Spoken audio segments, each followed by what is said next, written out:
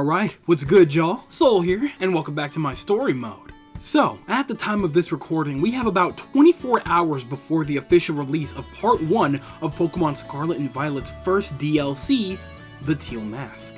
Once again, I feel the need to apologize. This probably should have been out way earlier, but I got distracted. You know how it happens with me. However, fear not. While this video may be just a little bit of a rush job due to timing issues, this will have absolutely no effect regarding my coverage for the DLC.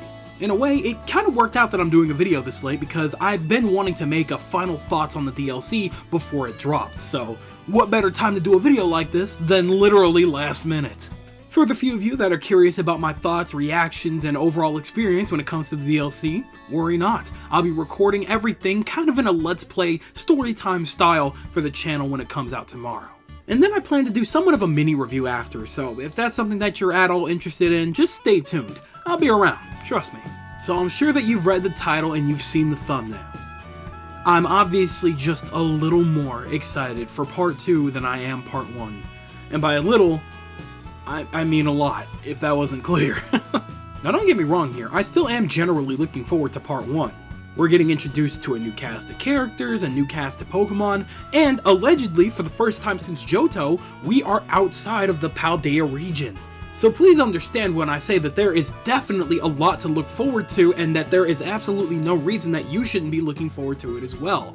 However, I just wish that I could be a little more compelled about what Part 1 has to offer. Now this isn't the first time that this has happened. Back when they first introduced DLC for Pokemon Sword and Shield, it was a very similar situation, not just for me, but with a lot of people. Part 2, the Frozen Tundra, just generally felt like it had a lot more going for it, especially when you put it right next to Part 1. Part 1 was okay. We got Urshifu, which is a great Pokemon, a new area to explore, just a little bit of lore on Leon, which is, kind of compelling considering that before us, he was the unbeatable champion. And we got one singular new character depending on which version of the game that you were playing. It was neat, it was cool to see some more Galarian forms of different Pokemon and exploring an entirely new area, it was great. But Part 2 kind of blew that out of the water. We got practically 5 new legendaries from Part 2. And dude, that is just the tip of the iceberg. An even bigger area to explore, a little bit of lore on Rose's brother, his daughter, and an entirely new game mode on top of that. As a matter of fact, go ahead and scratch that right there, because we actually got 2 new game modes out of the Crown Tundra. First, and most obvious, was Dynamax Adventures. That was a very compelling game mode, one that I absolutely abused for a while well after the DLC dropped. The way that they set up Dynamax Adventures was absolutely compelling.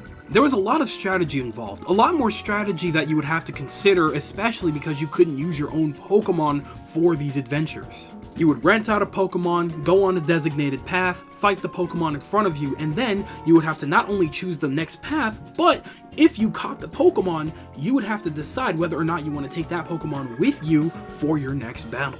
This was an absolutely genius implementation, and I spent an absurd amount of time on it. Hopefully they bring something like it back. Alongside that though, we also got the Galarian Star Tournament, a tournament in which you could battle alongside literally any character from that game of your choosing in a tournament, in a 2v2 style tournament. That is awesome. While it is kind of bittersweet because it did end up being one of those things that was perfect but ended up coming around a little too late, I enjoyed the little bit of time that I did have with it. A lot of people ended up changing their tunes when it comes to their thoughts on Pokemon Sword and Shield because of the DLC. However, if we're being completely honest, I don't think Part 1 had much to do with that.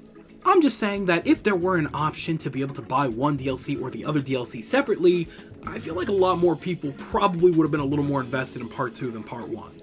That's just a thought I had. You don't have to agree with me on that one. Now I'm sure that a lot of you have already figured out where my head is at by now. I'm getting the exact same vibe from this Part 2 as I am from the previous Part 2. Part 2 just feels like it has just a little bit more to offer in terms of content and stuff that's more up my alley in comparison to Part 1. For example, let's talk a little bit about the cast that we've been introduced to. In Part 1 of the DLC, we are introduced to a pair of siblings, the older sister Carmine and her little brother, Kieran. Their designs are really cool, and they seem at least somewhat compelling when it comes to their characters. The younger brother's shy, but, friendly generally speaking, and the older sister is very chilly and very distant and suspicious, especially because we're from a different region. That's cool. That's great. Awesome even. I want to learn more about these characters. However, I have a fleeting suspicion that we're probably not going to know as much as we would like to by the time we end off our journey in Kitakami. I have this very specific belief about them for two reasons. One, Pokemon is already bad at fleshing out their characters, especially when they don't have the time to do it. It's no mystery to literally anyone that Pokemon Scarlet and Violet was a little bit of a rush job, and that the DLC is starting to kind of follow in that track. We're going to be following the story of the island itself, with the 4 Pokemon that we're going to be meeting, with the Teal Mask and everything like that. There's no way in hell we're going to be able to flesh out these characters like that, unless they are somehow directly involved, which is very possible. However, my second reasoning kind of leads me to doubt that. My second reason being, these two are going to be part of the second part of the DLC. Not only are they both wearing the Blueberry School outfits, they are literally on the poster for part 2. If there's gonna be any time to focus on characters, it's gonna be when we're visiting them at the school that they attend. Now, this all isn't to say that this completely rules out the possibility of us having interesting characters regardless of it being part 1. I mean, after all, we do have Perrine. We have been waiting for forever to figure out who the descendant of Adamant was, and we finally have it. And while that's cool and dandy and all that we finally have our answer, she's just a photographer. She's gonna give us some cool, fun picture challenges and apps and stickers and stuff like that to probably play with, and that's cool, but I highly doubt that she's all that involved with the actual story. And hey, you know, I hope to be wrong on this. It is just a gut feeling, so I very well could be, but I don't know. I just don't see her being all that crucial to the overarching plot here. And then, when it boils down to it, that's kinda it for these characters. We have 2 of them that are probably gonna get more of a spotlight in part 2, and we have one that's a photographer. Grand. Now, when you sit down and really compare that to the cast that we're probably gonna be meeting in part 2, it's kind of night and day. And I say that because in part 2, they have literally no choice but to put somewhat of a focus on these characters. I'm sure that Terrapagos has something at play here, but we're gonna be at this school in the middle of the sea for the majority of the time. We're gonna be battling a lot of it too. We're gonna have to talk to these characters and interact with them and learn about them probably before and after pretty much every single battle. And so that leads me to be super curious. What led these characters to Blueberry Academy? What kind of teams are they rocking? Why do they want to fight so hard? Do they want to become some kind of champion or something of the sort? I don't know. But I'm curious. In turn, we might actually learn a little bit about why Carmine has something against people from other regions. A detail that I just simply highly doubt that part 1 is going to provide for us.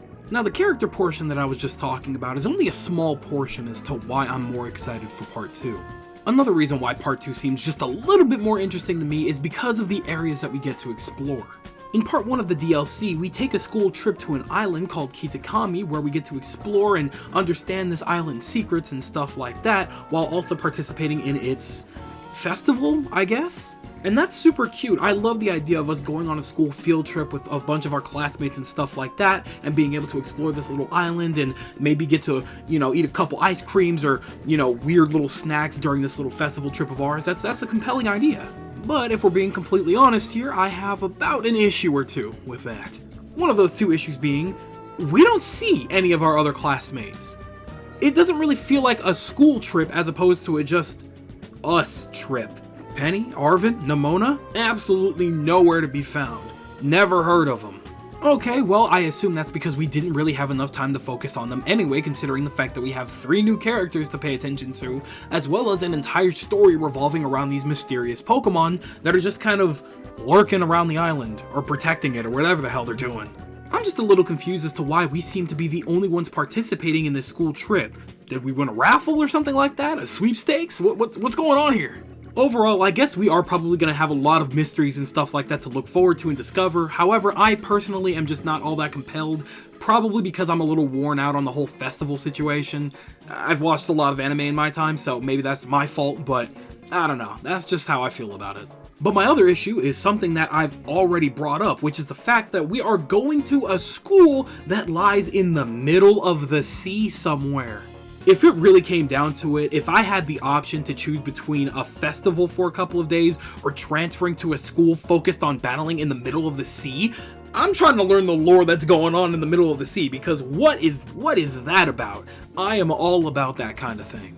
I didn't even mention the fact that when you go to visit this school, it comes complete with its own, like, set of environments on the inside, full of Pokemon. That is ridiculous. Respectfully, Yuva and Naranja Academy have absolutely nothing on Blueberry. Especially because of the fact that we have an entire room dedicated to decorating.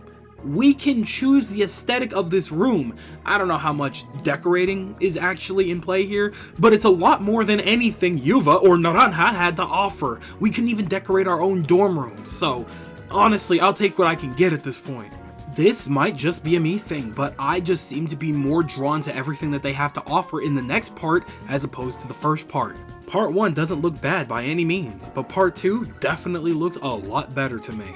And there's an upset part of me that feels like they know exactly what they're doing with this kind of thing. Maybe not everybody thinks like me, but I have a feeling that they did try to do it this way to compel people to actually purchase the entirety of the pack. For somebody like me, while Part 2 does look better, I don't have any choice if I want to play it but to purchase the entirety of the pack. And to think that they did do something like this on purpose is a little annoying to consider. The DLC in of itself is already worth half the price of both of the games, and not only that, you have to buy both DLCs separately. Like, you have to buy Scarlet's DLC for Scarlet and Violet's DLC for Violet. I think it's kind of just a little unreasonable that we have to have both just to get access to one if that's something that we wanted. Like, the DLC is already optional. However, if you want the DLC, you have to buy all of the DLC. And that's just a little out there, but you know what? Maybe that's just a me thing. But I think that I've rambled on long enough considering the fact that this video needs to go up in literally like 12 hours, so I've got some editing to get to. But before I do that, the mic is right there in your, or no, actually it's on the ground because I guess you didn't see me toss it to you right now, so go ahead, pick that up off the ground, turn that sucker on, maybe dust it off a little bit, and go ahead and tell me what you guys are thinking regarding the DLC for Pokemon Scarlet and Violet coming out today, or whenever this video comes out.